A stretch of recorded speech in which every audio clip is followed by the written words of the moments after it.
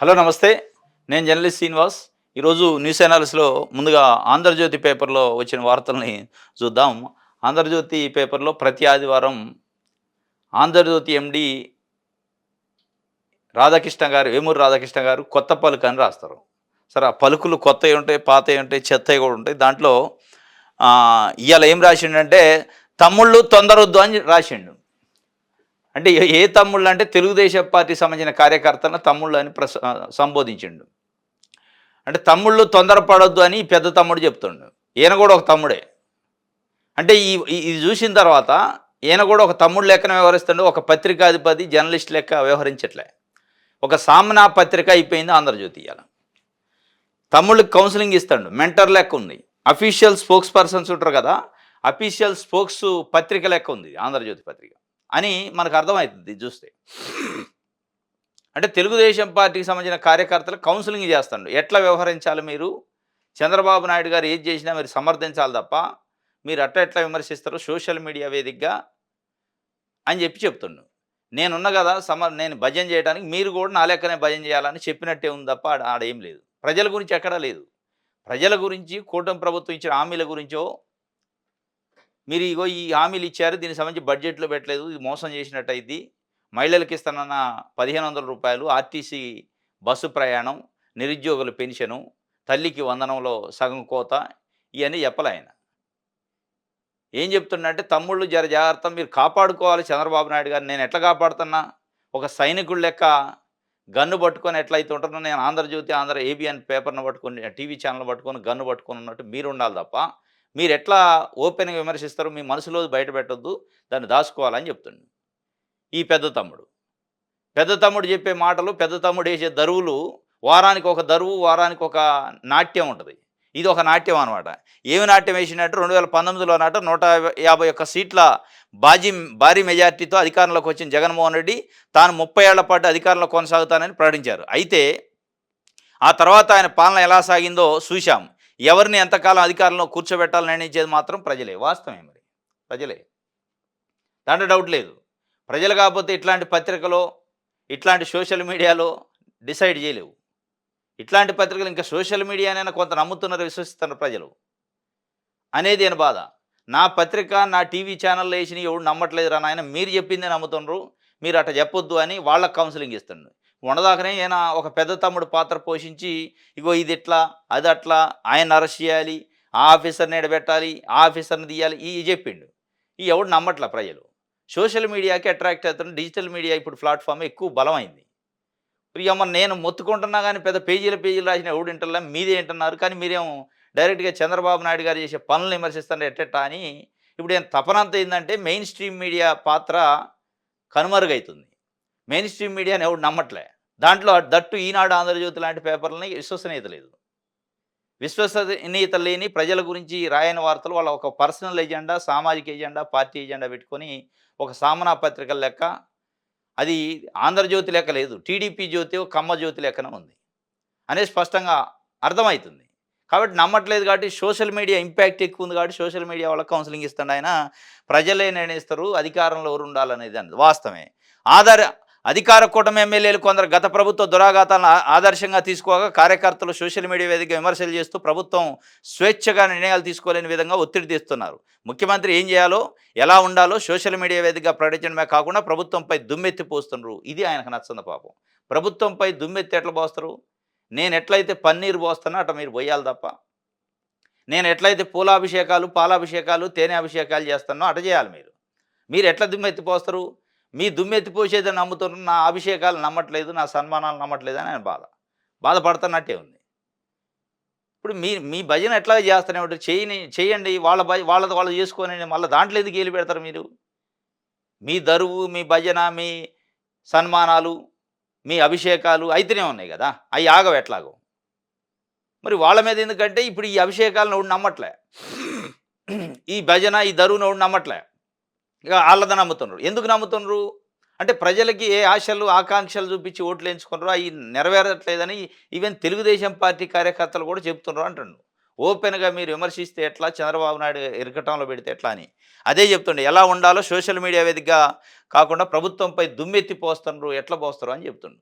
ప్రభుత్వం పైన దుమ్మెత్తిపోతుంది. నీకెందుకు కడుపు నొప్పి? నువ్వు ప్రభుత్వం ఏమన్నా?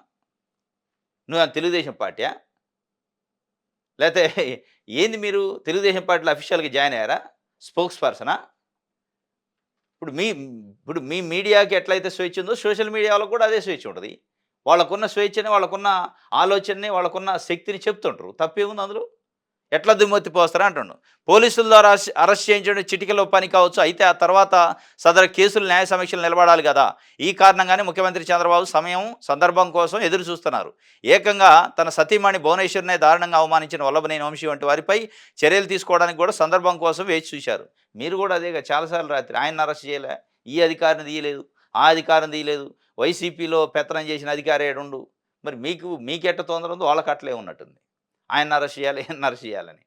అంటే అరెస్టులు చేయడం కోసం, సమయం సందర్భం కోసం వేచి చూడటానికే ప్రభుత్వం ఉన్నట్టు మీరు చెప్తుండ్రు. ఇక ప్రజలకు పని చేయొద్దు అన్నట్టే ఉంది. చంద్రబాబు, పవన్ కళ్యాణ్ చెబుతున్నాడుగా కూటమి ప్రభుత్వం అధికారంలో ఉండటం రాష్ట్రానికి ప్రజలకు అవసరం. తెలుగు తమ్ముళ్ళు ఈ వాస్తవాన్ని గుర్తించకుండా అతిగా స్పందిస్తూ అలజడి సృష్టిస్తున్నారట. చంద్రబాబు, జనసేన అధ్యక్షుడు పవన్ కళ్యాణ్ చెబుతున్నాడు కూటమి ప్రభుత్వం ఈ రాష్ట్రానికి అవసరం అట. ఇప్పుడు నీకు కూడా అవసరమే. ఇప్పుడు ఈ రాష్ట్రానికి అవసరమని మరి వాళ్ళిద్దరు చెప్పపోతే చంద్రబాబు నాయుడు గారు, పవన్ కళ్యాణ్ గారు కూటమి ప్రభుత్వం అవసరంలో వైసీపీ ప్రభుత్వం అవసరం అని చెప్తారా? ఎవరన్నా చెప్తారా అది? చెప్పరు. దట్టు ఏబిఎన్ రాధాకృష్ణ గారు అసలు చెప్తారా? కూటమి ప్రభుత్వం బాగలేదు, వేరే ప్రభుత్వం రావాలని చెప్పే అంత ఉందా? అన్ని విలువలు ఉన్నాయా అని చెప్తుండే ఆయన. ప్రజలకు అవసరం అట. తెలుగు తమ్ముళ్ళకి అది అర్థం కావట్లేదని పెద్ద తమ్ముడు చెప్తుండు. పెద్ద తమ్ముడు ముచ్చట్లు ఇవన్నీ. వైసీపీ, జనసేన పార్టీలకు కూడా సోషల్ మీడియా బలంగా ఉంది. అయితే ఆ పార్టీల మద్దతుదారులు తమ నాయకులపై ఈగ వాలనివ్వరు. తెలుగుదేశం పార్టీలో మాత్రం ఇందుకు భిన్నమైన ధోరణి కనిపిస్తుంది. కారణం ఏమైనప్పటికీ తెలుగు తమ్ముళ్ళ అతిస్పందన ముఖ్యమంత్రి చంద్రబాబుకు తలపోటుగా మారింది. ఆయనకు మారిందో లేదో కానీ నీకు మారింది ఇప్పుడు తలపోటు. వైసీపీని, జనసేన సోషల్ మీడియా చాలా స్ట్రాంగ్ ఉందట. వాళ్ళ నాయకుడి మీద ఈగ వలన ఊకోరట. కానీ చంద్రబాబు నాయుడు గారికి సంబంధించి తెలుగుదేశం పార్టీ సోషల్ మీడియా యాక్టివ్గానే ఉంది, కానీ వాళ్ళ నాయకుడిమైన ఈగ కాదు, ఏదో వలన పట్టించుకోవట్లేదు అని చెప్పి అంటుండు. అంటే నాయకుడి పైన విశ్వసనీయతని బట్టి ఉంటుంది. నాయకుడిమైన నమ్మకం, విశ్వసనీయత, అభిమానాన్ని బట్టి ఈగ వాలితేనా, దోమ వాలితేనా, లేదంటే ఇంకేమైనా గద్దలు, కాకులు, పక్షులు వాలితేనా అనేది ఆ స్పందించాలా అనే దాన్ని బట్టి ఉంటుంది. విశ్వసనీయత ఉంటుంది. ఈగ కాదు, ఈగలో సగం వాళ్ళన ఊకోరు. మరి ఆ విశ్వసనీయత పాళ్ళు ఏమన్నా తగ్గినాయేమో అది చెప్పండి చంద్రబాబు నాయుడు గారికి. నువ్వు చెప్తుంది ఒకటి, చేస్తుంది ఒకటి. తెలుగుదేశం పార్టీ కార్యకర్తలు, మన తమ్ముళ్ళల్లో నేను పెద్ద తమ్ముడిని, నా కింద ఉన్న చిన్న తమ్ముళ్ళకి నమ్మకం పోయింది, అందుకే నీ మీద విమర్శలు చేస్తాను. తలపోటు కాదు, ఆయనకు అయిందో లేదు కానీ మీకు అవుతుంది తలపోటు. పెద్ద తమ్ముడు పాత్ర పోషిస్తాను కదా. ఈగ వలన జనసేనను, వైసీపీ సోషల్ మీడియా యాక్టివిస్టులు ఊకోరు. మీరు ఎట్లా ఊకుంటారు అంటే ఆయన చేసిన పనులు అట్టు ఉన్నాయేమో. మరి నమ్మకం కోల్పోయిండే, విశ్వాసం కోల్పోయి ఉండొచ్చు. ఎందుకనేది ఇక అర్థమవుతుంది కదా. ప్రభుత్వాన్ని దోషిగా నిలబెట్టే ప్రయత్నం చేస్తున్న వారంతా నిజంగా తెలుగు తమ్ముళ్ళేనా, లేక వారి ముసుగులో వైసీపీ సోషల్ మీడియా కార్యకర్తలు ప్రచారం చేస్తున్నారా అన్న సందేహం కూడా కలుగుతుందట. జగన్ రెడ్డి ఎట్టి పరిస్థితుల్లోనూ మళ్ళీ అధికారంలోకి రారన్న నమ్మకాన్ని, ప్రజాబాహుళ్యాన్ని కల్పించాల్సిన బాధ్యత చంద్రబాబు, పవన్ కళ్యాణ్ మీదనే కాదు, తెలుగు తమ్ముళ్ళ మీద కూడా ఉందట. అసలు ఈ ప్రభుత్వానికి తలపోటు తెస్తున్న సోషల్ మీడియా యాక్టివిస్టులు తెలుగు తమ్ముళ్ళేనా అని ఒక కొత్త అనుమానం లేపింది. లేదా వైసీపీ వాళ్ళ. అసలు మీకెందుకు బాధ? వాళ్ళకి తలపోటు మీకెందుకు వస్తుంది తలపోటు? ప్రభుత్వం పైన విమర్శలు చేస్తే మీకెందుకు కడుపు నొప్పి వస్తుంది? 10 కాలాల పాటు తెలుగుదేశం కూటమి ప్రభుత్వం ఉండాలని మీరెందుకు కోరుకుంటున్నారు? ఇక వేరే ఒక పత్రికగా అదే కోరుకునేది. ప్రజలు కోరుకోవాలి ఏ పార్టీ ఉండాలి. మీరే చెప్పారు పైనే ప్రజలే నిర్ణయిస్తారని. మీరే అన్ని నిర్ణయాలు తీసుకొని మీరే అని చెప్తే సరే, మీరు చంద్రబాబు నాయుడు గారికి పెద్ద తమ్ముడు అయితే కావచ్చు. మరీ పెద్ద తమ్ముడు అయినంత మాత్రంలో అన్న పైన అంత మరీ బహిరంగంగా బరితెగించి ఒక పత్రిక రూపంలో వార్తలు రాస్తే ఏమనుకోవాలా? ఏమంటారు దీన్ని? అది పత్రిక అంటారా? ఏం పత్రిక అనాలి? సామన అనాలనా, టీడీపీ జ్యోతి అనాలనా, లేకపోతే కమ్మనాయన జ్యోతి అనాలనా? ఏ పత్రిక అనాలి దాన్ని? డైరెక్ట్గా బరితెగించి ఏ విలువలు లేకుండా డైరెక్ట్గా తెలుగుదేశం పార్టీ ఆఫీసులో కూర్చొని కరపత్రం రాసినట్టే ఉంది అది. తలపోటు తెచ్చారని. ఇది ఇక ఆయన పెద్ద తమ్ముడు రాసిన వార్తలు. ఇంకొక ఆయన అసలైన పెద్ద బాసు నిన్న చెప్పిండు, వైసీపీతో వినాశనం ఉంది, ఆ పార్టీకి మేలు చేస్తే పాముకు పాలు పోసినట్టే. టీడీపీ నేతలకు సీఎం హెచ్చరిక, రాష్ట్ర అభివృద్ధి కోసం పరుగులు తీస్తున్నా. ఇంకా రాష్ట్రం అభివృద్ధి ఎక్కడిది? ఇప్పుడు వైసీపీ వైసీపీ కార్యకర్తలకి, వైసీపీ నాయకులు ఒక పని చేయొద్దని చెప్తి. వినాశనమే అని చెప్తి. అంటే ఇయాల మీరు చెబుతున్నదేంది? పెన్షన్‌లో 40% తొలగిస్తున్నట్టు లెక్క భవిష్యత్తులో. రైతు భరోసా అంటే అన్నదాత సుఖీభావాలు 40%, తల్లికి వందనం 40%, కాపు నేస్తంలో 40%, వీళ్ళందరూ 40% ఎందుకు అంటున్నంటే వైసీపీకి 40% ఓట్లొచ్చినాయి. మేము పనిచేసేది కేవలం 60% మందికే, 40% మందికి పనిచేయమని డైరెక్ట్‌గా ఒక రాజ్యాంగబద్ధమైన ముఖ్యమంత్రి పదవిలో ఉన్న చంద్రబాబు నాయుడు గారు చెప్పిండు. చెప్తారా? ఈ దేశంలో నాకు తెలిసి, ఈ దేశంలో ఈ ప్రజాస్వామ్య భారతదేశంలో 75 సంవత్సరాలు దాటింది ఏ ముఖ్యమంత్రి చెప్పుండడు ఇట్లా. On record. ఆఫ్ రికార్డు 100 అనుకోవచ్చు. ఆన్ రికార్డు బయట పబ్లిక్ మీటింగ్‌లో ప్రెస్ ముందు చెప్పరు. వైసీపీ నాయకులకు పని చేయొద్దు అంటే దాని అర్థమైంది వైసీపీ కార్యకర్తలకి. ఇప్పుడు పెన్షన్లు తీసుకుంటారు గ్రామంలో. వైసీపీ అభిమానం రాజశేఖర రెడ్డో, జగన్మోహన్ రెడ్డికో అభిమానం ఉంటది. ఇయ్యరా పెన్షన్?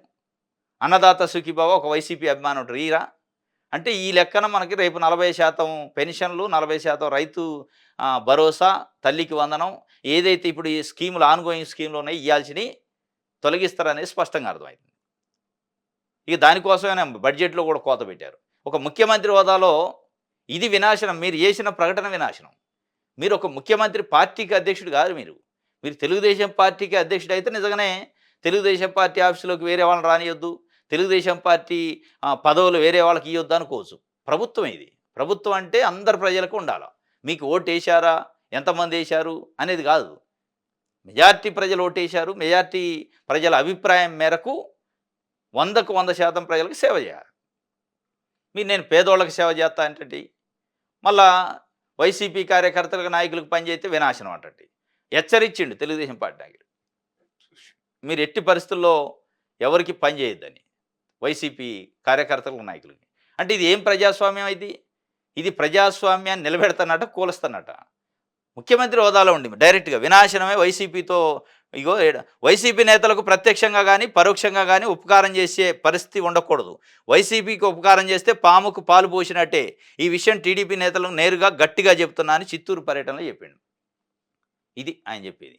ఇప్పుడు నేతలకు పని చేస్తా లేదు పక్కన పెడితే వైసీపీ అంటే కొంచెం వాసన ఉందంటే కథమే కట్టేనేగా అని ఒక ముఖ్యమంత్రి స్థాయిలో చెప్పాక కింద అధికారులు ఏం చేయాలి అదే చేస్తారు రేపు. దాంట్లో డౌటే లేదు. వినాశనం స్టార్ట్ అయింది. ఇది వినాశనం. మీరు చేసిన ప్రకటన వినాశనం. వాళ్ళకి పని చేస్తే వినాశనం అయిద్దో లేదో కానీ వాళ్ళు ఆల్ ఖైదా కాదు, లష్కర్ తొయిబా కార్యకర్తలు కాదు. ఒక పొలిటికల్ పార్టీ నచ్చితే ఓటు మీకేస్తారు, లేకపోతే వాళ్ళకేస్తారు ప్రజలు. మీరు వాళ్ళు మీ ఇంట్లో పని, మీ ఇంట్లో ఆస్తులు అమ్మి వాళ్ళకి పెన్షన్లు ఇట్లా, స్కీములు ఇట్లా పని చేయట్లే. ప్రభుత్వం అందరిది. కానీ 45 సంవత్సరాల ఎక్స్పీరియన్స్ ఉండి దాదాపు 3 సార్లు ముఖ్యమంత్రి చేసి ఇప్పుడు 4వసారి ముఖ్యమంత్రిగా చేస్తున్నాం. చంద్రబాబు నాయుడు గారు లాంటి వ్యక్తి నోటి నుంచి ఆ మాటలు ఊహించలే వాస్తవంగా. బయట ఆన్ రికార్డు, ఆఫ్ రికార్డు ఉండొచ్చు కానీ ఆన్ రికార్డు కూడా ఊహించిండంటే ఈ పెద్ద తమ్ముడికి ఎంత అయితే కోపం ఉందో ఈయన వాళ్ళ బాస్కి ఇంకా అంత పెద్దగా అన్నకి అంత పెద్ద కోపం ఉన్నట్టు మనసులో మాటను బయట పెట్టుకోండు. ఇది ఒక రకంగా ఈ మనసులో మాట బయట పెట్టుకోవటం అనేది చంద్రబాబు నాయుడు గారు పతనానికి, వినాశనానికి ఒక పునాది రాయి వేసుకున్నట్టు అయింది రేపు భవిష్యత్తులో. ఇది ఎట్టి పరిస్థితుల్లో శోభనీయదు. మరి వాళ్ళకి అర్థమవుతుందా లేదు తెలియదు. రైట్. సాక్షి పేపర్ చూద్దాం. ఉద్యోగులకు కొత్త చెయ్యి చూపించినట. ఊరించి ఉసూరు అనిపించిన బాబు సర్కార్ బడ్జెట్ ఎన్నికల మేనిఫెస్టోలో బకాయిల చెల్లింపు సహా ఎన్నో హామీలు ఇచ్చారు. అధికారంలోకి వచ్చాక వాటి గురించి పట్టించుకొని పోయినాం. 9 నెలల్లో మరో 3,000 కోట్ల బకాయిలు అయినాయట. మొత్తంగా 26,000 కోట్లకు చేరిందట బకాయి. ఐఆర్ ప్రస్తావన లేదు, 2 డిఏల ప్రస్తావన లేదు, ముందుకు సాగని పిఆర్సీ చైర్మన్ ఎన్నిక ఇవన్నీ ఉన్నాయి. ఇక ఓపీసీ, సిపిసి అది ఉంది అట్లే. Contributory pension scheme, old pension scheme వీటన్నిటిపైన పెద్ద ఎత్తున హామీ ఇచ్చారు చంద్రబాబు నాయుడు గారు. ఉద్యోగుల్ని బుట్టలో వేసుకోండు, ఓట్లు వేయించుకోండు. చివరికి ఏం చేసిండో ఉత్త చేయి చూపించిండు. మరి ఆ ఉత్త చేయి ఎన్ని రోజులు ఉంటుందో తెలియదు. మొత్తానికైతే ఊరించి ఉసూరు మానిపించారు బడ్జెట్లో. డిఏలు 2 డిఏలు పెండింగ్ ఉన్నాయి, వాటి గురించి మాట్లాడలే. పిఆర్సీ చైర్మన్ ఎన్నిక కాలే, ఇంకా దాని గురించి మాట్లాడలే. ఐఆర్ల ప్రస్తావన లేదు. ఇక సిపిసి, ఓపీసీ గురించి అసలు ప్రస్తావన లేదు. మొత్తానికైతే ఉద్యోగులు అనేవాళ్ళు ఒకళ్ళు ఉన్నారు. వాళ్ళకి ఇగో ఈ బకాయిలకు సంబంధించి నేను హామీ ఇచ్చినా ఇప్పటికీ 26,000 కోట్ల బకాయిలు ఉన్నాయట. ఎన్నికల్లో ప్రత్యక్షంగా వాళ్ళ కోసం ఒక పాయింట్ పెట్టుకున్నాం. దాని గురించి మరి ఏంది అనే బడ్జెట్‌లో కనీసం చర్చ లేదు. ఇక వాళ్ళేమనుకున్నారంటే అసలు ప్రజలకిచ్చిన హామీలని మనం చిక్కీలు ఒక చిక్కీ అయితే పిల్లలకిచ్చేది 2 ఇస్తానన్నా, తల్లికి వందనం ఒకళ్ళకిస్తానంటే నేను నలుగురికిస్తానన్నా, దాన్నే మాయ చేస్తున్నప్పుడు ఉద్యోగులేముంది మన కింద పని చేసేటోళ్ళు అనుకుండా మరి ఏమో చంద్రబాబు నాయుడు గారికి తెలవదు గానీ, మొత్తానికైతే వాళ్ళకి ఉత్త చేయి చూపిచ్చిండు. వాళ్ళు కూడా భవిష్యత్తులో ఉత్త చేయి చూపిస్తారు. దాంట్లో డౌట్ లేదు. అంటే ఉద్యోగులు దలుచుకుంటే ఉద్యోగులు కన్నేరు చేస్తే చంద్రబాబు నాయుడు గారు ఆ ఎఫెక్ట్ చూసిండు గతంలో.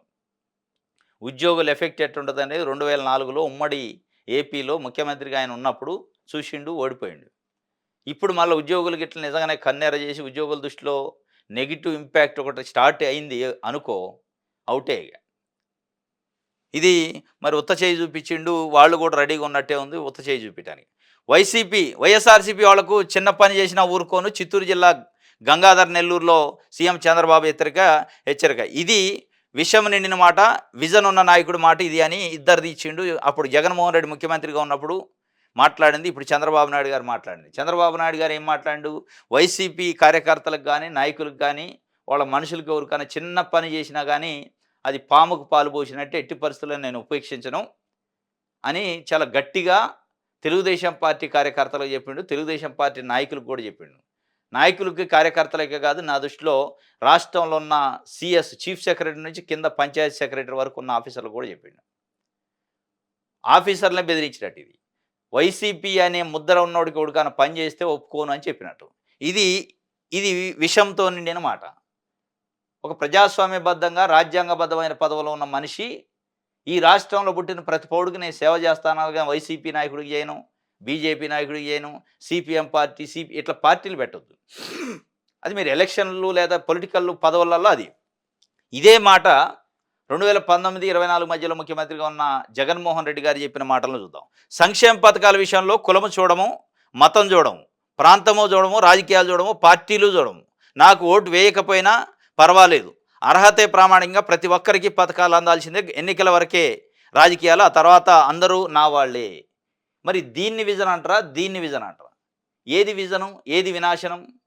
అంటే ఇది వినాశనం. ఇది విజన్. అంటే ఒక ముఖ్యమంత్రిగా ఒక పెద్దన్న, ఒక తండ్రి పాత్ర, ఒక బాస్ అనమాట. పెద్దరికం అనేది నిలబెట్టుకోండు. సరే ఆయనకి అప్పటికి ముఖ్యమంత్రిగా అనుభవం లేదు. ఫస్ట్ టైము ఈయన గారు దాదాపు ఇప్పుడు 4గోసారి ముఖ్యమంత్రిగా చేస్తున్న వ్యక్తి. 45 సంవత్సరాల రాజకీయ జీవితం. ఈయన రాజకీయ జీవితం అంత లేదు ఆయన వయసు. అయినా గానీ ఎంత హుందాగా, ఎంత విజ్ఞతతోని, ఎంత స్థితప్రజ్ఞత ప్రదర్శించిండనేది స్పష్టంగా కనపడుతుంది. అది కదా విజన్ అంటే. అనేది సాక్షి పేపర్ చెబుతుంది. వాస్తవం కూడా. ఏ ముఖ్యమంత్రి అనకూడదు, అనడు కూడా. మరి ఎందుకు అనడు చంద్రబాబు నాయుడు గారు? ఆ ప్రస్తావన ఎందుకు వచ్చింది? మరి ఆయన ఏ ఉద్దేశంతో అనడు?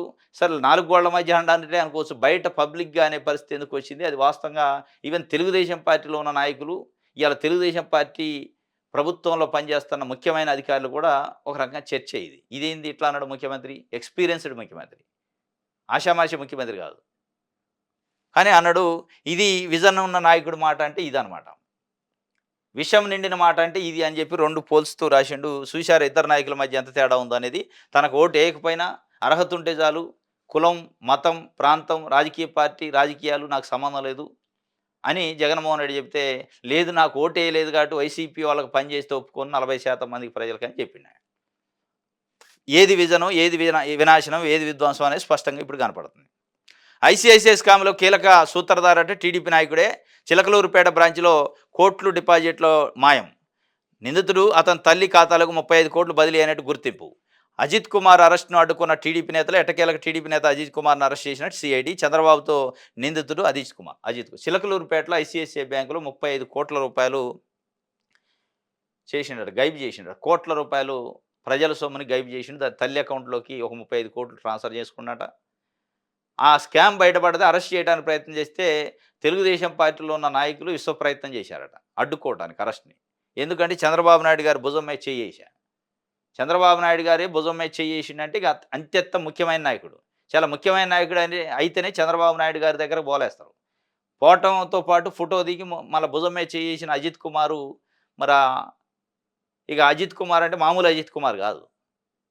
కాబట్టి ఆయన అరెస్ట్ చేయడానికి అడ్డుకున్నారు. కానీ ఎట్టకేలకు ఒత్తిడి వచ్చింది, అరెస్ట్ చేశారు. ఈయన ఐసీఐసీఐ స్కామ్‌లో కీలక సూత్రధారట. మరి ఇప్పుడు ఏం చేస్తారో చూడాలి. రైట్. ముస్లింలకు వైఎస్ జగన్ రంజాన్ మాస శుభాకాంక్షలట. పవిత్ర రంజాన్ మాసం ప్రారంభ సందర్భంగా ముస్లిం సోదరి సోదరులకు మాజీ ముఖ్యమంత్రి వైఎస్ జగన్మోహన్ రెడ్డి శుభాకాంక్షలు తెలిపారు. ఉపవాస దీక్షలు చేస్తున్న అందరికీ అల్లా దీవెనలు మెండుగా ఉండాలని కోరుకుంటున్నట్టు శనివారం ఆయన ఎక్స్లో పోస్ట్ చేశారు. ముస్లింలకు రంజాన్ మాసం వచ్చింది కాబట్టి ఆ మాసం సందర్భంగా ముస్లిం సోదరులందరికీ, తెలుగు రాష్ట్రాల్లోని ముస్లిం సోదరులందరికీ రంజాన్ శుభాకాంక్షలు తెలిసిన మాజీ ముఖ్యమంత్రి జగన్మోహన్ రెడ్డి గారు. ఆశ నిరాశ వేతనాల పెంపు ఉద్యోగ భద్రతపై ప్రభుత్వం మొండి చేయి చూపించిందట. 30 ఏళ్ల సర్వీస్ ఉంటేనే గ్రాట్యుటీ. ఒక గ్రాట్యుటీ గురించి చెప్పారు. అంటే రిటైర్మెంట్ అయితే ఆశా వర్కర్ 30 ఏళ్ల సర్వీస్ ఉంటే అది కూడా 1,50,000 గ్రాట్యుటీ ఇస్తారట. దాన్ని హామీ ఇచ్చిండు. ఇప్పటిది కాదు, అది ఎప్పుడో ఇచ్చేది, రిటైర్మెంట్ అయిన రోజు ఇచ్చేది సంగతి. దానికి ఆశా వర్కర్లకి ఏదో ఇచ్చిండు ఈనాడు ఆంధ్రజ్యోతిలో. ఆశా వర్కర్ల హామీలు నెరవేర్చిండు. వాళ్ళ ఆశల్ని సిగురించి ఆశా వర్కర్లకు నిరాశ మిగిలిందట. వాళ్ళు అడిగింది ఒకటైతే ఏం చేసింది ఒకటి. వేతనాలు పెంచాలన్నారు, పెంచలే. పెంచకపోక ఆంధ్రజ్యోతిలో అసలు తెలంగాణ కంటే ఎక్కువ మన రాష్ట్రంలో 10,000 జీతం ఉంది. ఎవడు చెప్పిండు తెలంగాణలో 10,000కు పైనే ఉంది. ఇది భజన చేసే కార్యక్రమం. వాళ్ళే నిరాశలో ఉన్నారు. వేతనాలు పెంపు లేదట. ఉద్యోగ భద్రత పైన కూడా మొండి చేయి చూపించింది. ఆ రెండే మెయిన్ వాళ్ళు అడిగింది. మిగతాయి కూడా ఉన్నాయి. ఈ రెండు ముఖ్యమైనవి. ఈ రెండు పక్కన పెట్టి కొసరై చేశారు, అసలే చేయకుండా. దీనికి మళ్ళా ఆశయాలకు ఏదో చేసినట్టయితే వార్త రాశారు. ఇది ఒక వార్త. ఆశాకి నిరాశ మిగిలిందని. ఉద్యోగులకు తీరని అన్యాయం చేశారు. వైఎస్ఆర్సీపీ ఎంప్లాయీస్ పెన్షనర్స్ విభాగం రాష్ట్ర అధ్యక్షుడు ఎన్ చంద్రశేఖర్ రెడ్డి ఆగ్రహం. 30,000 కోట్ల బకాయిల చెల్లింపులకు బడ్జెట్లో కేటాయింపులు ఏవి? సిపిఎస్, నిరుద్యోగ వృత్తి, జాబ్ క్యాలెండర్ ప్రస్తావన ఇది. 1వ తేదీని జీతాలు ఇస్తామని భరోసా కూడా ఇవ్వలేదు. గవర్నర్తోనూ అబద్ధాలు చెప్పించారు. ఉద్యోగులు, పెన్షనర్ల హెల్త్ కార్డులో ప్రభుత్వ వాటా ఎందుకు చెల్లించట్లేదు? మెగా డిఎస్సి పేరుతో దగా చేశారు. తాత్కాలిక ఉద్యోగులను మోసం చేశారని చెప్పి చంద్రశేఖర్ రెడ్డి వైఎస్ఆర్సీపీ ఎంప్లాయీస్ పెన్షనర్స్ విభాగం రాష్ట్ర అధ్యక్షుడు చెప్పిండు. ఉద్యోగులకు తీరని అన్యాయం చేశారు, మోసం కూడా చేశారు. మెగా డిఎస్సితో దగా చేశారు. తాత్కాలిక ఉద్యోగులకు మోసం చేశారు. అసలు 30,000 కోట్ల బకాయిల గురించి మాట్లాడలేదు. హెల్త్ కార్డుల విషయం మాట్లాడలేదు. ఇంకా అనేక ఐఆర్, డిఏలు, పిఆర్సీలు ఏది మాట్లాడిన పరిస్థితి. తీవ్రమైన అన్యాయము, తీరని అన్యాయం చేశారు. ఇది ఒక రకంగా అన్యాయం కాదు, మోసం చేశారు అని చెప్పి ఆయన చెప్తుండు. రెడ్ బుక్ రాజ్యాంగం అమలు చేస్తే వైఎస్ఆర్సీపీ నేతలు రోడ్డుపై తిరగలేరు. హోంమంత్రి అనిత గారు చెప్తుండు. యాడుంది? రెడ్ బుక్ రాజ్యాంగాన్ని నిజంగా అమలు చేయాలని ఉందా? ఎట్లా? ఒక హోంమంత్రిగా కాన్స్టిట్యూషనల్ పోస్టులో ఉండి మీరు మాట్లాడతారు అది? ఇప్పుడు తెలుగుదేశం పార్టీ నాయకులు వేరే వాళ్ళు మాట్లాడారంటే, ఇప్పుడు మీరు రాజ్యాంగాన్ని, భారత రాజ్యాంగాన్ని, ఐపీసీని, వీటి బిఎన్ఎస్ని అమలు చేయాల్సిన పోస్టులో ఉన్నారు. మీరు లా అండ్ ఆర్డర్ని కంట్రోల్ చేయాల్సిన పోస్టులో ఉన్నారు. మేము గిట్ల నిజంగానే రెడ్ బుక్ రాజ్యాంగాన్ని అమలు చేస్తే వైసీపీ నాయకులు తిరుగుతారంటే ఎక్కడుంది అసలు? రెడ్ బుక్ రాజ్యాంగం అనేది భారత రాజ్యాంగంలో ఒక భాగం ఉంది. ఏమన్నా అమలు చేస్తారా? మీరు అమలు చేస్తే తిరగలేరా? చేసేదే అది అనేది ప్రజలు అనుకుంటున్నారు. ఇవాళ చేసేది అది కాబట్టే ఇవాళ అరెస్టులు జరుగుతున్నాయి. పోసాని కృష్ణమురళి గారి అరెస్టుకు సంబంధించి 26వ తారీఖు వచ్చారు, 27వ తారీఖు డేట్ వేసి నోటీస్ ఇచ్చారు. ఒకరోజు ముందే వచ్చి రేపు మీకు నోటీస్ ఇస్తున్నట్టు మీకు ఇవ్వాలని ఇస్తున్నాం, సంతకం పెట్టని ఎస్పీ ఎత్తపోయారు. మరి అది భారత రాజ్యాంగంలో అటు ఉండదు కదా. అది రెడ్ బుక్ రాజ్యాంగమే కదా, అది అమలు అవుతుంది కదా. సత్యవర్ధను ఎల్లవనేని వంశీ పైన కంప్లైంట్ ఇచ్చిన ఆయన ఆల్రెడీ 2 సార్లు 164 స్టేట్మెంట్స్ కోర్టులో మెజిస్ట్రేట్ ముందు ఇచ్చిండు. లేదు అది తప్పు అని చెప్పి కొత్త స్టేట్మెంట్ ఇప్పించే ప్రయత్నం చేశారు కదా. అది కాదా? వీటన్నిటిని ఏమంటారు మరి? వీటిని రెడ్ బుక్ రాజ్యాంగం అనరా? నిజంగానే మీరు అనుకున్నట్టు రెడ్ బుక్ రాజ్యాంగాన్ని అమలు చేస్తే వైఎస్ఆర్సీపీ నేతలు రోడ్ల మీద తిరగలేరు అంటున్నారు కదా. సరే, వాళ్ళు తిరగరా పక్కన పెడితే, నిజంగానే రెడ్ బుక్ రాజ్యాంగాన్ని మీరు అమలు చేస్తూ పోతామంటే ఈ 5 సంవత్సరాలు మీకు రెడ్ సిగ్నలే వేస్తారు 2029లో. దాంట్లో డౌట్ లేదు. ప్రజలు మీకు రెడ్ సిగ్నల్ వేసేదానికి సిద్ధంగా ఉన్నారు. ఇది సాక్షికి సంబంధించి.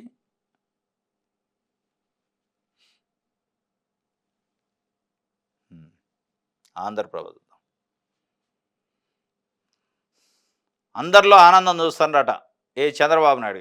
ఎవరు అందరూ? ప్రజల, తెలుగుదేశం పార్టీ నాయకుల, ప్రజల, లేదంటే ఆయన చుట్టూ ఉంటే అనుచరుల, ఎవరో తెలియదు కానీ అందరిలో ఆనందం చూస్తున్నట అని అంటాడు. కానీ ప్రజలు ఏమంటున్నారు? మాకు ఆనందం ఎక్కడదరా నాయన, మాకు ఇస్తున్నాను 20,000 రైతులకి ఇరాయా, మహిళలకు ఇస్తున్నాను 1,500 రావా, బడ్జెట్లో కేటాయించలే, ఇంకా ఆనందం ఎక్కడిది? అన్నదాత సుఖీభవ ఎడుబాయా, తల్లికి వందనం ఎడుబాయా, నిరుద్యోగ భృతి ఎటుపోయింది? ఇవన్నీ రాక మేము ఎడుతుంటే జగన్మోహన్ రెడ్డి ఉన్నప్పుడు నెల నెల దానికి టైం వచ్చినప్పుడు టెన్షన్‌గా పడేయి. ఇప్పుడు పడట్లేదని మేము ఒక బాధలో, ఆవేదనలో ఉంటే ఆనందం అందరి కళ్ళల్లో ఆనందం చూస్తారంటారు. ఎవరి కళ్ళని జనాలు అర్థం కాక చూస్తున్నారు. ఎవరి కళ్ళల్లో ఆనందం చూస్తున్నారు చంద్రబాబు నాయుడు, మన కళ్ళల్లో అయితే ఆనందం లేదు అని ప్రజలు అనుకుంటున్నారు. మరి ఆయన నేను అందరి కళ్ళల్లో ఆనందం చూస్తాను అంటుండు. మరి అందరి కళ్ళు అంటే తెలుగుదేశం పార్టీ నాయకులు. డోంట్ వరీ నేనున్నా మీ మనవరాలను చదివిస్తా. ఇక నాది బాధ్యత. ఇల్లు కట్టిస్తా. వృద్ధ దంపతులకు సీఎం హామీ ఇచ్చిండట. ఇది ఒక వార్త. నెక్స్ట్ ఆశా వర్కర్‌లకు తీపి కబురట. పదవీ విరమణ వయసు 62 ఏళ్లకు పెంపు, గ్రాట్యుటీ అమలుకు అంగీకారం. ఒక్కొక్కరికి రూ. 1,50,000 వరకు ప్రయోజనం. జీతంతో పాటు 180 రోజులు ప్రసూతి సెలవులు, వరాలు కురిపించి చంద్రబాబు నాయుడు. వాళ్ళేమో ఆశా వర్కర్లు నిరాశతోని మిగిలారని వాళ్ళు ఇస్తున్నారు.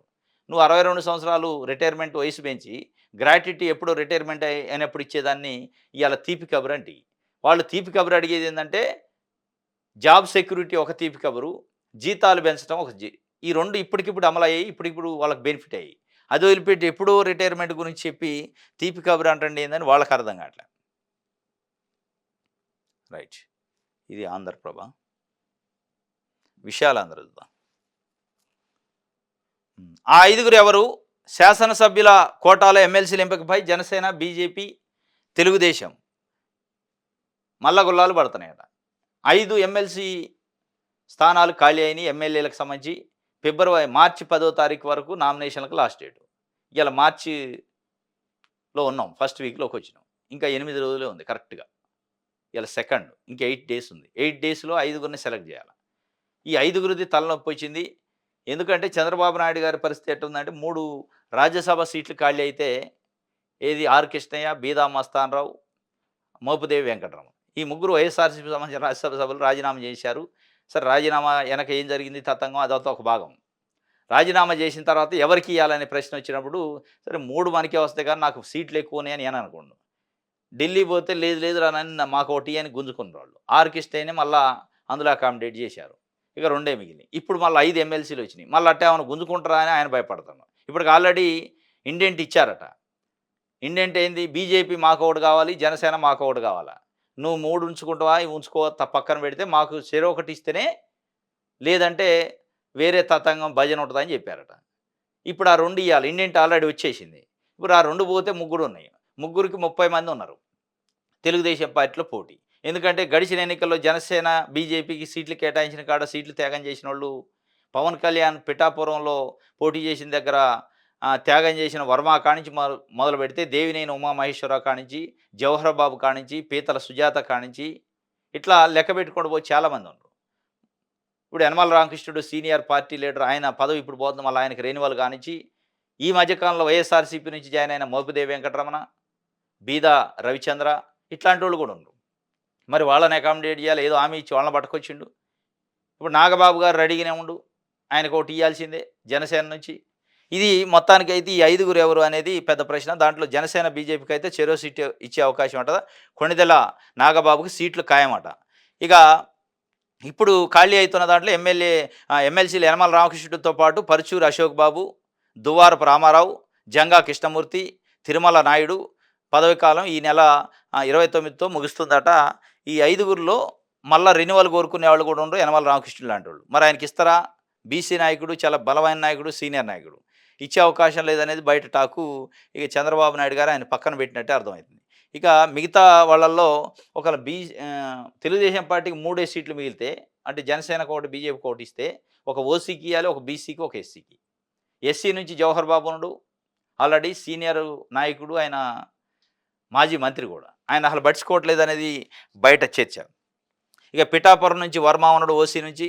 మాజీ మంత్రులు దేవినేని ఉమామహేశ్వరరావు, పీతల సుజాత, నెట్టెం రఘురాం ఇట్లా చాలామంది ఉన్నారు. మరి వీళ్ళకి ఎట్లా అకామిడేట్ చేస్తారు అనేది పెద్ద టెన్షన్ ఉంది ఇప్పుడు.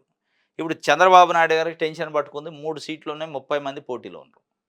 30 మందిలో అసలు సీట్లు త్యాగం చేసిన వాళ్ళు ఒక 10 మంది ఉన్నారు. 10-15 మంది.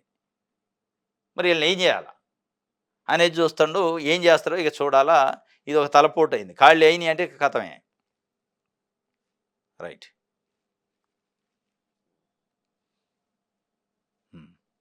దిశ చూద్దాం. పేదరికం లేని సమాజం లక్ష్యం అట. మే నుంచి తల్లికి వందనం, ఉగాది నుంచి P4కి శ్రీకారం చుడతారట. ఇక ఒకవైపు పేదరికం లేని సమాజం అంటుండు, ఇంకొక వైపు P4 అంటుండు. ఆ P4 అంటేనే ఎన్ఆర్ఐలు వస్తారు అందులోకి. ఎన్ఆర్ఐలు వచ్చి పెట్టుబడులు పెట్టి రూపాయి పెడితే ఇంకో రూపాయి సంపాదించుకునే వ్యవహారం. ఇది ఇట్లుంటే హెల్ప్ చేస్తే మర్చిపోతారు, చేయకుంటే గుర్తుపెట్టుకుంటారు. మాజీ మంత్రి రోజా సంచలనంగా ట్వీట్ చేశారు నిన్న. ఆమెను వదిలించుకోవాలని జగన్ ఆలోచిస్తున్నారా అంటూ చర్చోపచర్చలు జరుగుతున్నాయట. మాజీ మంత్రి ఫైర్ బ్రాండ్ వైఎస్ఆర్సీపీ ఫైర్ బ్రాండ్గా పేరున్న ఆర్కే రోజా గారు సంచలనమైన ట్వీట్ చేశారట. హెల్ప్ చేస్తే మర్చిపోతారు, చేయకుండా ఉంటే గుర్తుపెట్టుకుంటారు అని. మరి ఎవరికి హెల్ప్ చేశారు అనే కోణం ఆడ చెప్పలే. దాన్ని దిశ పేపర్ ఏంటంటే జగన్మోహన్ రెడ్డి రోజాని వదిలించుకోవాలని చూస్తానరా, పట్టించుకోవట్లేదా, అందుకే నేను జగన్మోహన్ రెడ్డి ఆపత్కాలంలో ఉంటే హెల్ప్ చేసిన కాబట్టి నన్ను మర్చిపోయిండు, అదే హెల్ప్ చేయకుండా ఉంటే గుర్తుపెట్టుకునేటోడు అని చెప్పిండా, లేదంటే ఆమె కాన్స్టిట్యున్సీలో ఉన్న కార్యకర్తలకో నాయకులకో హెల్ప్ చేస్తే వాళ్ళు మర్చిపోతానరా అనేది ఆడ క్లియర్గా చెప్పలేము. మొత్తానికైతే రోజా ఏదో కొంత అంతర్మదనంలో ఉన్నట్టు. ఎందుకంటే నగరం నుంచి గాలిముద్దు కృష్ణనాయుడు కొడుకు మన జాయిన్ కావటానికి చూసిండు వైఎస్ఆర్సీపీలో. ఒక కొడుకు ఆల్రెడీ ఎమ్మెల్యేగా ఉండు, ఇంకో కొడుకు జాయిన్ కావడాన్ని చూస్తే వైఎస్ఆర్ సిపి అధిష్టానానికి రోజా గారు చెప్పి కన్విన్స్ చేసి ఆపారని ఒక వార్తలు వచ్చినాయి. మరి ఆయన ఇంకా రెడీగానే ఉండా, ఆయన్నే జాయిన్ చేసుకుని ఏమైనా వదిలించుకునే ప్రయత్నం ఏమైనా చేస్తానరా? ఎందుకంటే ఆయన కమ్మ సామాజిక వర్గాన్ని కొంత దగ్గర తీసుకోవాలని జగన్మోహన్ రెడ్డి ఒక స్ట్రాటజీ ప్లే చేస్తున్నట్టు తెలుస్తుంది. మొత్తం కంప్లీట్గా కమ్మ సామాజిక వర్గం అసలు అంటరాని దాని లెక్క మనం ఎందుకు ఉంచాలి? కమ్మ సామాజిక వర్గంలో కొంతమంది నాయకత్వాన్ని మనం పికప్ చేయాలి, వాళ్ళతోని కూడా మనం ఉంటున్నట్టు చేయాలి అని చెప్పి ఒక స్ట్రాటజీ అయితే ఉంది అనని ఓ బయట వార్తలు. దానికోసం మరి ఆమె నగరం నుంచి ఏమైనా తప్పించుతారా? మరి లేదంటే అప్పటికే ఆమె మంత్రిగా ఉన్నప్పుడే అసలు నగరి కాన్స్టిట్యున్సీలో వర్గాలున్నాయి బాగా. ఆమెకి అక్కడ మున్సిపల్ చైర్మన్‌కి, ఆమెకి అక్కడ ఉన్న కొంతమంది నాయకులకి ఎప్పుడు పడకపోయేది. వీధి పోరాటాలు కూడా దిగారు కొన్ని సందర్భాల్లో. మరి ఇప్పుడు అధికారం లేదు కాబట్టి మరి వాళ్ళ గురించి అనరా, మొత్తానికైతే హెల్ప్ చేస్తే మర్చిపోతారా అన్నది, హెల్ప్ చేయకపోతే గుర్తుంచుకుంటారట. రైట్. ఇది ఒక వార్త. అయితే తీన్మార్ మల్లన్నకి బిగ్ షాక్. పార్టీ నుంచి సస్పెండ్ చేసిన కాంగ్రెస్ ఓ వర్గంపై వివాదాస్పద వ్యాఖ్యలు చేసిన ఫలితం. కులగండ విషయంలో సొంత పార్టీపైనే విమర్శలు చేశారు అని చెప్పి కాంగ్రెస్ పార్టీకి సంబంధించి వరంగల్, ఖమ్మం, నల్గొండ గ్రాడ్యుయేట్స్ ఎమ్మెల్సీ నియోజకవర్గం నుంచి గెలిచిండు కాంగ్రెస్ పార్టీ అభ్యర్థిగా తీన్మార్ మల్లన్న. ఆయన ఎప్పుడు ఏదో ఒక ప్రకటనలు చేస్తూ ప్రజల గురించి మాట్లాడుతూ సంచలనంగా వార్తల్లో ఉంటాడు. ఈ మధ్యకాలంలో బీసీ కులగన్న పైన కాంగ్రెస్ పార్టీ ప్రభుత్వం ఒక ప్రెస్టీజియస్గా చేసింది, దేశంలో ఎక్కడ చేయలే, మేమే చేసినామని చెప్తుంది. చేస్తే దాన్ని కాలబెట్టిండు. ఈ కులగన్న పనికిరాంది, ఇది మంచిగా చేయలేదని చెప్పి దానిపైన కాంగ్రెస్ పార్టీ నోటీసులు ఇచ్చింది. దాంతోపాటు ఒక రెడ్డి సామాజిక వర్గానికి సంబంధించి వర్గం పైన కూడా ఒక బహిరంగ సభలో వివాదాస్పద వ్యాఖ్యలు చేసిండు. కులాన్ని దృష్టిలో పెట్టుకొని, ఈ రెండు అంశాలను దృష్టిలో పెట్టుకొని వాళ్ళు సోకాజ్ నోటీస్ ఇచ్చారు. ఫిబ్రవరి 12 కల్లా రిప్లై ఇవ్వాలన్నారు. అసలు ఆయన దాన్ని పట్టించుకోలే. మరి సోకాజ్లో కనీసం చెబితే పోయేది. నేను పబ్లిక్ ఏది కోరుకుంటున్నారో బీసీ కులగండ బాగలేదని చెప్పింది, దాంట్లో తప్పు లేదు అని చెప్పి. ఎందుకంటే రాహుల్ గాంధీ స్వప్నం అదే అని చెప్పారు. రాహుల్ గాంధీ స్వప్నాన్ని అవకతవకలుగా ఆగమాగంగా చేశారని ఆయన చెప్పింది. వాస్తవం కూడా ప్రజల్లో కొంత చర్చ నడుతుంది. దాన్ని వివరణ ఇవ్వాల్సి ఉండే. కనీసం వివరణ ఇవ్వకుండా ఈయన నోటీస్కి వివరణ ఇవ్వలే. ఈయన అడిగిన దానికి కాంగ్రెస్ పార్టీ కూడా వివరణ ఇవ్వలే ప్రభుత్వం నుంచి. లేదు లేదు ఇది మంచిగానే జరిగిందని చెప్పే ప్రయత్నం కూడా చేయలే వాళ్ళు. మరి ఈయన కూడా నోటీస్కి, సోకాజ్ నోటీస్కి రిప్లై ఇస్తూ, నేను అడిగింది ప్రజల కోసం, బీసీల కోసం, మన కాంగ్రెస్ పార్టీ ఏ స్వప్నాన్ని అయితే రాహుల్ గాంధీ కలలు కానడో ఆ కళ కరెక్ట్గా నెరవేరట్లేదు, దీనివల్ల మనకు పార్టీకి బదనాయం అయింది కాబట్టి నేను చెప్పిన అని చెబితే పోయేది. అది చెప్పలే ఆయన. ఆయన అది చెప్పలే, ఈయన అడిగిన దానికి వాళ్ళు సమానం చెప్పలే. మొత్తానికైతే సస్పెన్షన్ చేశారు నిన్న సాయంత్రం. ఇది ఒక రకంగా తెలంగాణ రాజకీయాల్లో ఒక పెను మార్పులకు అవకాశం ఉంది రేపు. ఎందుకంటే ఒక బీసీ సెంటిమెంట్ ఎస్టాబ్లిష్ కావడానికి కాంగ్రెస్ పార్టీ పైన ఒక యాంటీ ఇన్కమెన్స్ బీసీలలో స్టార్ట్ కావడానికి ఒక అవకాశానికి పునాదేశారు నిన్న కాంగ్రెస్ పార్టీ. మరి తెలిసేశారా, తెలవకేశారా, ఈ కాన్సిక్వెన్సెస్ ఏమవుతాయి అనేది భవిష్యత్తులో గెజ్ చేయలేకపోయారా, లేదు ఎంతో ఎప్పుడున్న తలనొప్పి కాదు తొలగించుకునే పది ఏదన్నా రాని వ్యతిరేకత అని అనుకున్నారా? తెలియదు. ఎందుకంటే ఇప్పటికే బీసీ కాన్సెప్ట్, బీసీ సెంటిమెంట్ లేస్తుంది. ఈ సందర్భంలో పక్కన పెట్టడం వల్ల ఆయన ఎట్లాగో బీసీ ఎజెండాని ఎత్తుకుంటాడు, కాంగ్రెస్ పార్టీ పైన దుమ్మెత్తిపోస్తాడు, దాంట్లో డౌట్ లేదు. కాంగ్రెస్ పార్టీ కూడా వివరణ ఇచ్చుకోవాల్సిన పరిస్థితి వచ్చింది. కాంగ్రెస్ పార్టీలో ఉన్న అనేక మంది నాయకులు గతంలో రేవంత్ రెడ్డి పీసీసీ అధ్యక్షుడిగా అయిన సందర్భంలో కొంతమంది అయితే ఇప్పుడు మంత్రులుగా ఉన్నారు, ఇప్పుడు ఎమ్మెల్యేలుగా ఉన్న నాయకులే అప్పట్లో మాట్లాడారు. 25 లక్షలు పెట్టి కొనుక్కొని వచ్చిండు పీసీసీ అధ్యక్షుడని. కొనుక్కోవాలంటే అమ్మేటోడు కావాలి, అమ్మింది ఎవరు మరి ఆడ? సోనియా గాంధీయో, రాహుల్ గాంధీయో, కేసీ వేణుగోపాలో, లేదా కాంగ్రెస్ పార్టీలో ఉన్న అధిష్టానం ఒక పదవిని అమ్ముకుందా అని చెప్పిండు డైరెక్ట్గా ఆయన. చెప్పిన వ్యక్తులు ఇవాళ ఉన్నారు కాంగ్రెస్ పార్టీలో. సోకాజ్ నోటీస్ లేదు, సస్పెన్షన్ లేదు. యెస్. అయినా గాని మరి ఇయాల ఒక చిన్న కామెంట్ చేసినందుకు బీసీ 56% ఉన్న బీసీలకు సంబంధించి అన్యాయం జరుగుతుంది, లెక్కలు సరిగ్గా లెవ్వు అని చెప్పినందుకు సస్పెండ్ చేస్తే ఏం మెసేజ్ ఇస్తున్నట్టు? డైరెక్ట్‌గా కాంగ్రెస్ పార్టీ అధిష్టానం పీసీసీ పదవిని అమ్ముకుంది. 25 లక్షలు తీసుకొని ఇచ్చి కొనుక్కొని వచ్చిండని ఇక్కడ అధ్యక్షుడి మీద కామెంట్ చేసిండు. అమ్మిండని అక్కడ అధ్యక్షుడి మీద కామెంట్ చేసిండు. మరి ఈ 2 కాంగ్రెస్ పార్టీ వ్యతిరేక కార్యకలాపాలుగా. ఎందుకు షోకాజ్ నోటీస్ ఇయలే? అసలు షోకాజ్ కాదు. ఎందుకు కనీసం అడిగే ప్రయత్నం కూడా చేయలే. అంటే కాంగ్రెస్ పార్టీలో ప్రజాస్వామ్యం ఎక్కువగా ఉంటదంటారు. మరి ప్రజాస్వామ్యం కొన్ని వర్గాలకే ఉందా? కొంతమందే ప్రజాస్వామ్యబద్ధంగా ఏదైనా అడగొచ్చా? ఈ మిగతా వాళ్ళు బీసీ వర్గాలు ప్రజాస్వామ్యాన్ని వాడుకొని అడిగితే గొంతు కోస్తారా? అనే ఒక చర్చ అయితే వచ్చింది. ఇది మొత్తానికి కాంగ్రెస్ పార్టీకి నష్టం కలిగే విధంగానే అనిపిస్తుంది. మరి ఏం ఆలోచించారో తెలవదు. ఇది దిశకు సంబంధించి. యెస్. ఇది ఈరోజు న్యూస్ అనాలిసిస్. రేపు తాజా వార్తలతో తిరిగి కలుసుకుందాం. Thank you.